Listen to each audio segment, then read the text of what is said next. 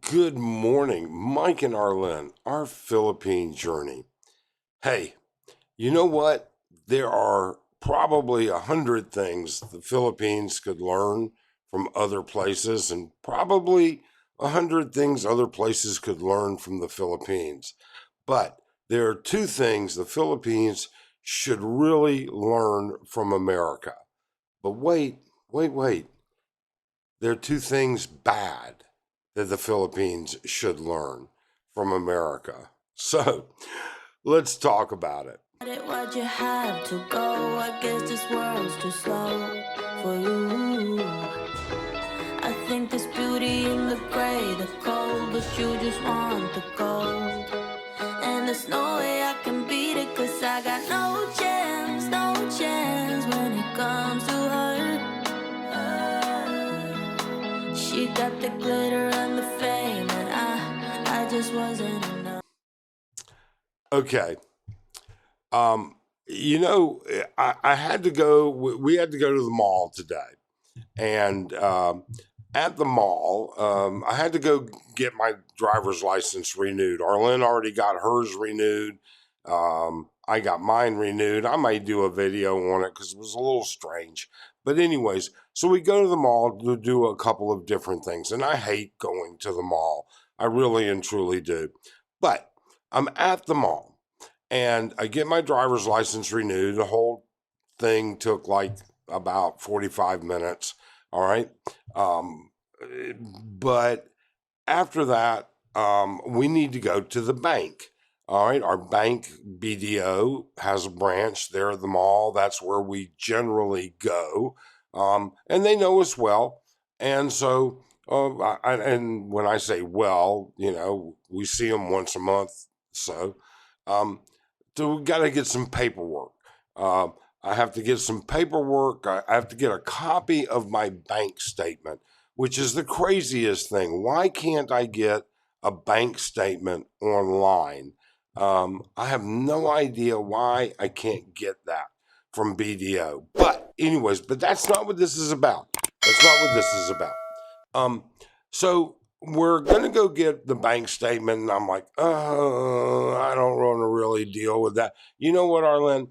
I'm going to sit here at McDonald's and have a cup of coffee while you run down to the other end of the mall and you come back with your bank statement. So I'm sitting at McDonald's and I'm having a cup of coffee and um, right across from me there's a vehicle. You go to the mall and there are people selling, how they have vehicles, Ford, Mitsubishi, Toyota, they say, hey, this is a model. Take a look. We're selling this.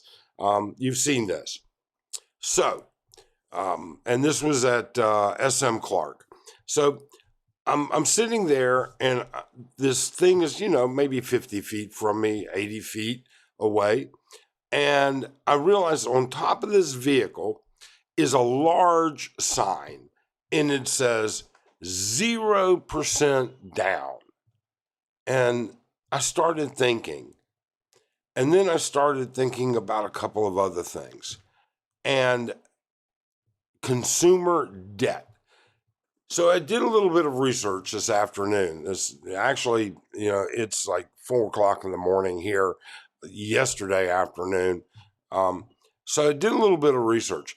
Consumer debt is going up quite high here in the Philippines, which is kind of unusual, because I thought to myself, this is not an easy place to get consumer debt. But at the same time, you have to recognize that Arlen and I, we're out and about quite a bit. The number of newer model vehicles and new scooters that we see out there is kind of astounding. I mean, you hear all of these videos about, the Philippines is a developing country, the middle class makes $10 a day. How are all of these vehicles out there? And they're being driven by Filipinos. Well, it's on debt. That's what it is. That's the first part. Now, then I started thinking, well, let's look a little bit different. Let's look at two other factors here. All right, and this is only the first of the two things that the Philippines should take note, because consumer debt. I mean, they only have to go back to 2007, 8. All right, to watch what happened in the United States with consumer debt, with the mortgage crisis, with people extending themselves. Everybody's buying everything on debt, and then at some point it all gets collected. Well, and it was a horror story for the economy. All right, I can remember, in hindsight, I wish I had paid attention to my gut. I should have really moved most of my brokerage money into cash, knowing it was coming, but I didn't, and I took a big hit. Eventually, it all came back, but that's a whole different. Actually, it never really all comes back, but that's a whole different story. All right. So, anyways, consumer debt. Now, so I started looking. Well, how big a deal is consumer debt when it's vehicles? Well, it's not just vehicles. So there are two parts of this. The first part is pag-ibig.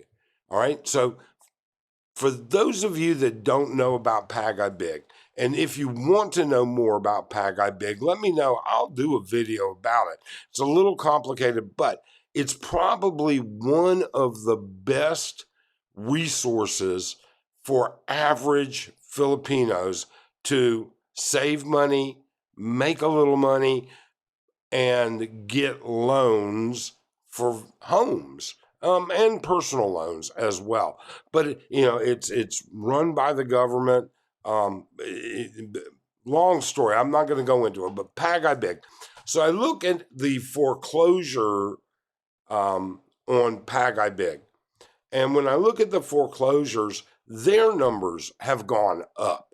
All right, and that's a tough market because those are middle income homes. Those are going to be in the 800,000 to 2 million peso homes. These are not, Western environment. These are row houses. And don't get me wrong, they do big loans too, big homes too. All right. But what I am saying is it's a resource for the middle class. So if you want to know more about that, let me know in the comments. I'll be happy to do it. But the second part of that consumer debt is the consumer debt that never gets tracked. All right. And that's the 5-6 consumer debt. So what is a 5-6 loan? All right. It's loan sharking. That's what it is. It is literally loan sharking. You'd be so surprised. You'd be desperately surprised at how prevalent 5-6 loans are. So how's the 5-6 loan work? Well, it's a high interest rate. For every 5 pesos, the borrower pays back 6 pesos, which is 1 peso of interest. That's 20%. The loan amount plus the interest is often collected daily, with the total amount due divided into smaller, more manageable daily payments. For example, borrow 500 pesos, you're going to pay 100 pesos each day for 6 days, totaling 600 pesos. Well, they don't require a bunch of lengthy paperwork. And while they don't require title paperwork of collateral, all right, they're super easy. There's always a half a dozen people doing 5-6 loans in the province. The businesses also rely on these. When you start talking about how much money is there, you're talking about 250% interest in an annual piece. And that's a lot of consumer debt. And I mean, I'm not kidding when I say this. We have seen people that have taken out 5-6 loans in the province. And when they couldn't pay, these people show up at their house and start taking shit. All right. And we have seen barangays, all right, the local government unit actually enforce it, even though 5-6 loans are against the law in the Philippines. But, loan sharking is against the law. So, in any event, the Philippines should take a look at this. Number one, they should take a good look at what's happening with consumer debt, because it's not easy to recover from this type of stuff. In the US, it was easier to recover. You know, we for a multitude of reasons. I'm not even going to go into it. But the government bailed out a lot of the mortgage companies. I saw it in my corporate office. All right. My corporate office in Phoenix was in a 4-story building. All right. My corporate office was the entire third and fourth floor. The entire first floor was Countrywide Mortgage.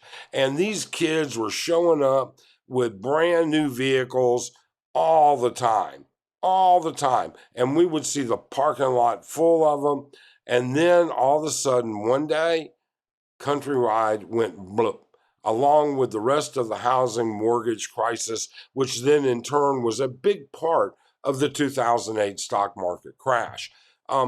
So my point is that the Philippines could probably take a look at a mistake that we made in the United States when it comes to consumer debt. The second thing the Philippines could take a look at, as I was doing research on this stuff, I came across this headline. All right. Tourism decline prompts Las Vegas to offer citywide discounts on hotels and shows. And it's been in the news. It's been very, very documented about how tourism is way down in Las Vegas.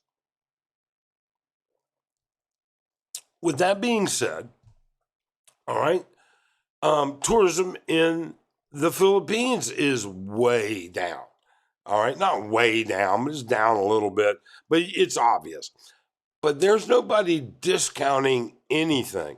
And that's probably one of the things that you will hear many expats talk about, is that, Filipinos would rather sit on empty real estate, empty leaseholds, and then discount them to get cash flow going in them.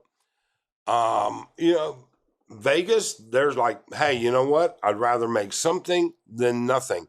And they're making a big tourist push. Maybe the Philippines could do a big tourist push as well. All right. I don't know. I don't know how that works. But I do know this. They need to do something. All right. There's no doubt about it. Now, part of the tourism issues, obviously, has been based on bad news, I guess is the best word for it, or on well, let's face it. I don't want to really say a whole lot, but violence that's been happening to certain sectors of the tourism uh, demographic and everything that goes along with it. But with that being said, maybe the Philippines could look at the mistakes that are being made in the U.S. I don't know, or that were made historically in the past in the U.S. And maybe the U.S. could teach the Philippines how to not screw up as bad as we did. Now, I can't speak to the UK or to anybody else, but for the US, I can speak to the mistakes we've made, that's for sure. So, in the comments below, let us know, number one. Number two, please do subscribe, do hit the thumbs up, please share, and, let us know what your thoughts are. What do you think? Otherwise, thanks so much and have a great day.